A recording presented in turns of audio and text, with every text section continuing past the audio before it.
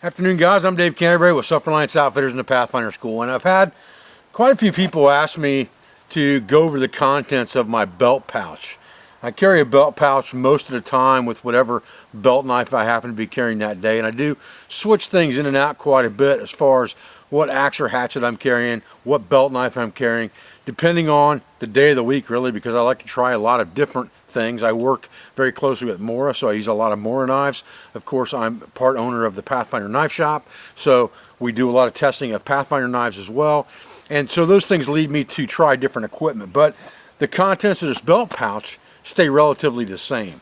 So let's talk about, this is kind of like an EDC for me, because I spend most of my time in a woodland environment. I don't have to worry about walking through, Walmart or a city park or a high school or anything like that with something on my belt.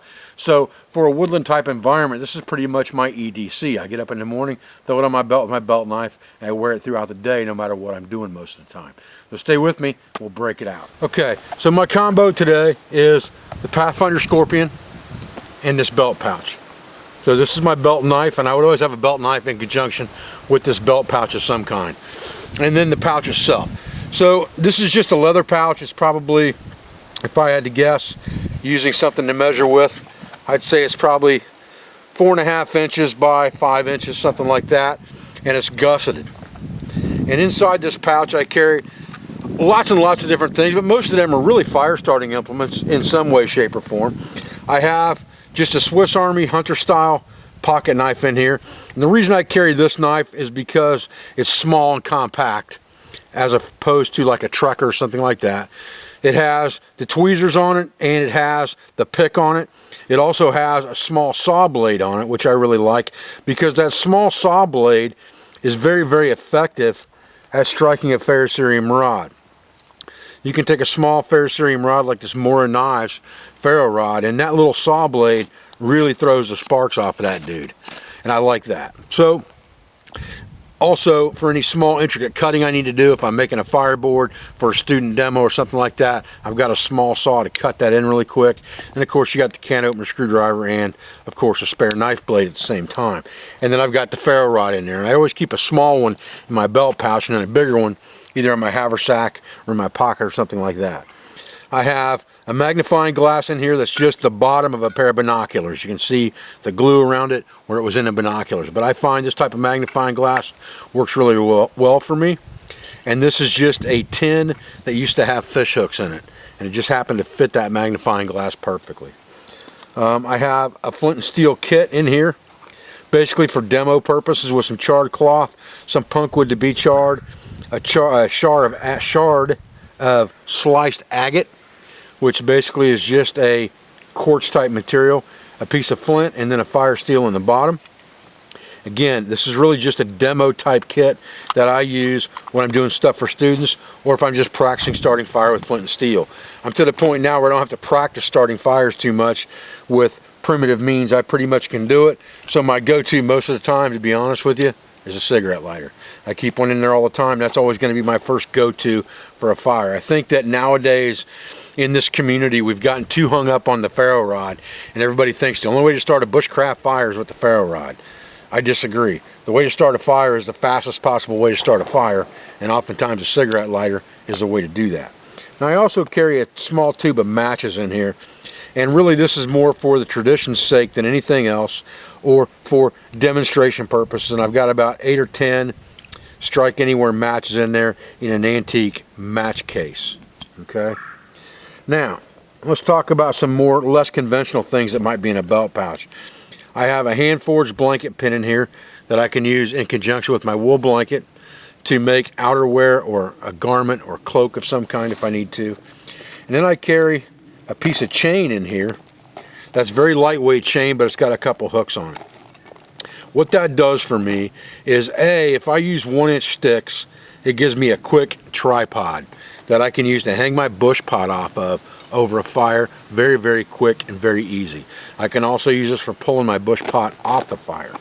Now I've also got in here a small piece of twisted metal. And I found this idea, the original idea for this, in a I want to say it was somewhere between 1913 and 1920 article, reprinted by Nesmith in a Boy's Life magazine. Might even have been a Field and Stream magazine. But he carried a piece like this that he would use for a fish stringer. He would just tie a string to it, shove it down the mouth and through the gills, and he would carry this as a fish stringer. And when I saw that, I thought that's a pretty cool idea, but it's much more multifunctional than that. Because it's made of metal, it's heavier than just a toggle would be. So I can use this to drop down the muzzle of my 12 gauge and a T-handle to pull a rag through to clean my barrel. I can also use it on the end of one of these hooks, and now I can drop it down into my water bottle or my canteen to catch on the shoulders to lift my water bottle or my canteen out of the fire. So I can use this very synonymously to the way I would use a toggle, but because it's made out of metal, it's got a little bit more weight and it's got a little bit more durability to it. And then I carry that length of chain that's probably about 1.5 feet long with 2 hooks on it, and it doesn't really weigh very much at all. It sits in the bottom of my pouch. And then I have a small bundle of tulip bark tinder in there that just sits in the bottom of my pouch all the time in case I were to ever need that, just emergency quick flame or a quick small bird nest to affect a fire with. That's in there. And all of that stuff fits in there pretty conveniently. I generally run this just like this to the center. I put this in on top.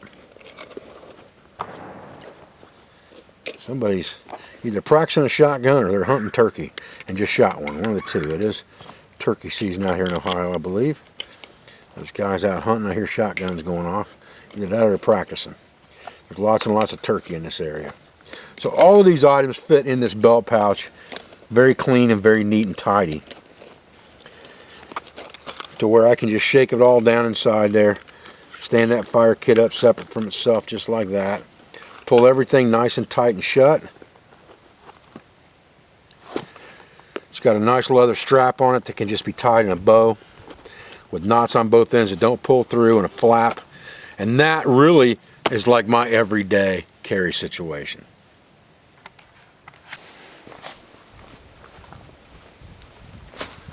Okay guys, well I appreciate you joining me out here real quick for that video just on the contents of my belt pouch.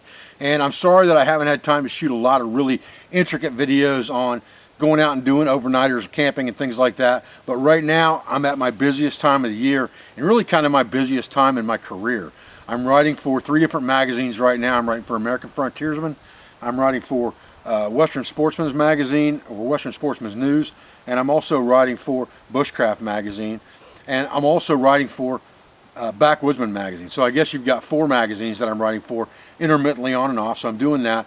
I just finished a 4th book with Jason Hunt that'll be releasing in June, and right now I've got classes almost back to back. We taught 2 classes back to back in Georgia 2 weeks ago. We taught a basic class and a blacksmithing class simultaneously this weekend. Next weekend we have a woodcraft and camping class. The weekend after that we have Bushcraft 101. The weekend after that I have a free youth event out here at the Pathfinder School that's full with 30 youths in it. And then I leave for Sweden to the Mora event. I'm going to be gone until right before Blade Show. So right now my time is kind of at a premium, and I apologize for that. But I'm doing the best I can. I'm on social media sometime during the day, just about every day or every evening, to talk to people on Facebook and things like that. And I try to get the comments as I can on YouTube as well. I appreciate your views. I appreciate your support. I thank you for everything you do for our school, for our family, for our business, for all of our sponsors, instructors, affiliates, and friends. And I'll be back with another video as soon as I can. Thanks, guys.